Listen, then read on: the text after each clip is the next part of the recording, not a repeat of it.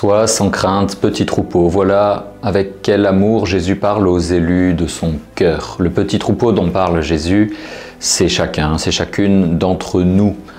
La parabole ou la comparaison entre l'Église et le troupeau nous est déjà familière. Nous nous rappelons bien, l'histoire de la brebis perdue, par exemple, ou bien la parabole du bon berger. Et par là, Jésus veut nous montrer combien il nous aime et combien il prend soin de nous, de chacun d'entre nous, comme un berger prend soin de chacune de ses brebis. Et c'est très important de commencer par là, parce que Jésus commence alors avec cet évangile que nous entendons ce dimanche, son discours sur le jugement dernier. Ce jugement qui arrivera pour chacun d'entre nous au soir de notre vie, au jour de notre mort. Et cette réalité peut nous faire peur. Juste après l'évangile d'aujourd'hui, par exemple, dans ce même discours, nous entendrons jetez-le dehors dans les ténèbres. Là seront les pleurs et les grincements de dents. C'est la sentence de celui qui aura refusé la main tendue de Dieu durant toute sa vie. Alors vous comprenez pourquoi il est important que Jésus commence son discours en nous rassurant. Sois sans crainte, petit troupeau. Si nous appartenons au petit troupeau du Christ, nous n'avons rien à craindre. Sois sans crainte, petit troupeau. Et si dans notre vie spirituelle, dans notre vie chrétienne, nous commençons à prendre peur devant le jugement de Dieu, rappelons-nous que Jésus a commencé à parler du jugement en disant « Sois sans crainte ». Voilà cette première phrase aussi qu'il a prononcée après la résurrection, « N'ayez pas peur ». Parce que ce n'est pas la peur qui doit nous faire bouger, c'est bien l'amour.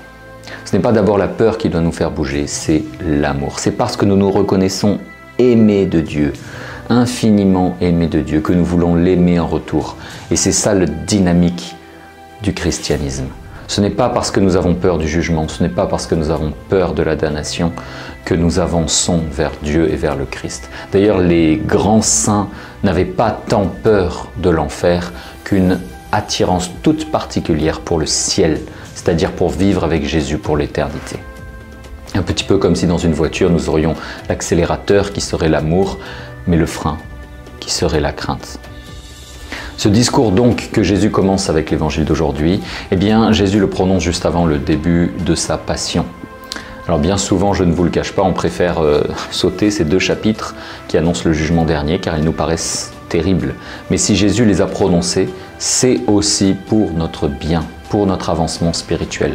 Car l'amour va de pair, va toujours de pair avec la vérité.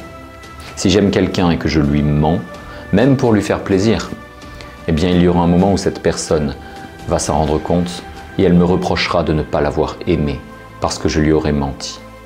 Nous préférons entendre une vérité, même si elle est dure, plutôt que de nous laisser illusionner par des mensonges.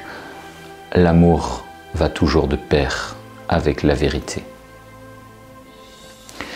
Alors oui, Jésus, comme il nous aime, il ne nous cache pas la vérité. Et cette vérité, c'est quoi? Cette vérité, c'est tout simplement que chacun de nos choix a des conséquences. Des conséquences bonnes ou des conséquences mauvaises. C'est la loi de la causalité, une cause a un effet. Et donc il y aura un moment où Dieu jugera son peuple, c'est-à-dire Dieu rétribuera chacun de nous en fonction de nos choix, d'une manière parfaitement juste, car seul Dieu connaît le fond des cœurs, connaît les intentions, connaît les désirs profonds, connaît les circonstances, les conséquences véritables de nos actes, conséquences pour nous, conséquences pour les autres, conséquences pour le monde, conséquences dans l'histoire aussi, conséquences dans le futur, etc., etc. C'est pour ça que Dieu nous interdit de juger, car nous-mêmes, nous ne connaissons pas le fond des cœurs, nous ne connaissons pas toutes les circonstances qui poussent telle ou telle personne à agir de telle ou telle manière. Mais Dieu, lui, rétablira la justice. Nous détestons toute forme d'injustice pour nous-mêmes, même dans le monde. Il suffit de regarder l'actualité. Personne n'aime se sentir lésé ou voir d'autres personnes lésées, trompées.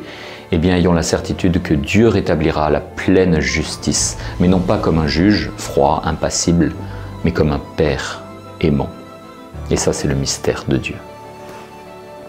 Et qu'est-ce que cela ça nous apprend pour notre vie concrète d'aujourd'hui? Tout simplement que nos choix d'ici-bas ont des conséquences qui peuvent être éternelles. Si on prend l'exemple par exemple de l'écologie, aujourd'hui nous nous rendons compte que des choix qui ont été faits il y a des dizaines d'années, voire peut-être des centaines d'années, ont des conséquences désastreuses pour nous aujourd'hui, pour la planète, et encore pire pour les générations à venir. Et on essaye tant bien que mal d'essayer de pallier à ces conséquences mauvaises.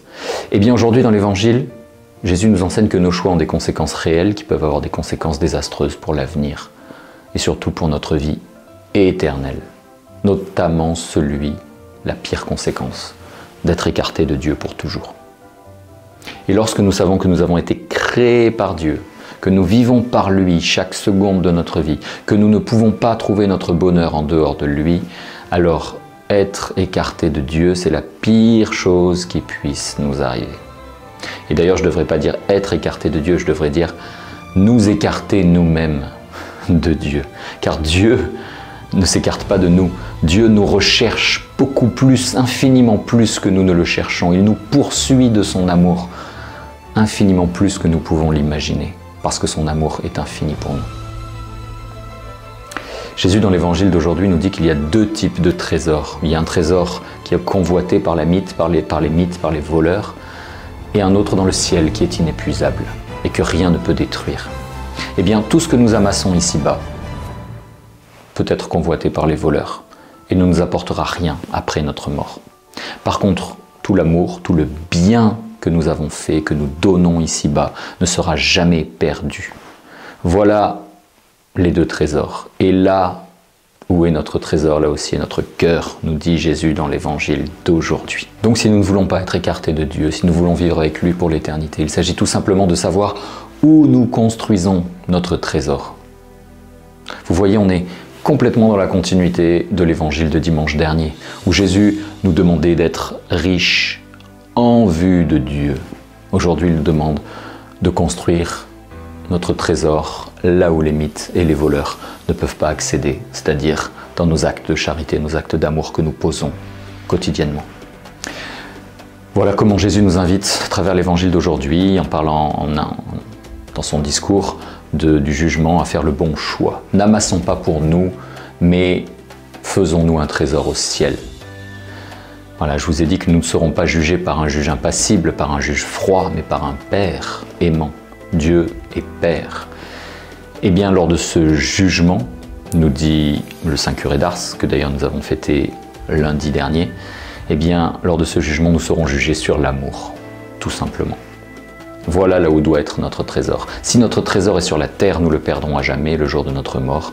Si notre trésor est dans l'amour que nous avons donné aux autres, nous le garderons pour l'éternité.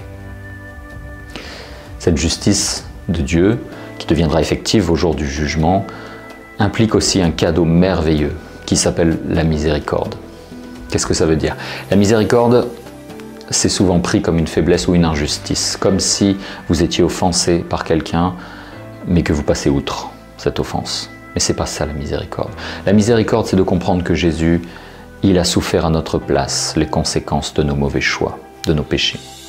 Et donc nous, simplement en demandant pardon, dans le sacrement de la réconciliation, dans le sacrement du pardon, la confession, parce que Jésus a souffert à notre place, parce qu'il a payé à notre place, si vous voulez, eh bien nous pouvons être pardonnés. Et rien ne peut nous faire désespérer de cette miséricorde de Dieu. Car Jésus a tout racheté, tout payé, si vous voulez, les conséquences de toutes nos fautes, sans aucune exception, toutes les fautes, tous les péchés qui seront commis jusqu'à la fin du monde. Donc oui, sois sans crainte, petit troupeau, comme nous le dit Jésus. Soyons sans crainte, car en Dieu la justice et la miséricorde s'embrassent parfaitement.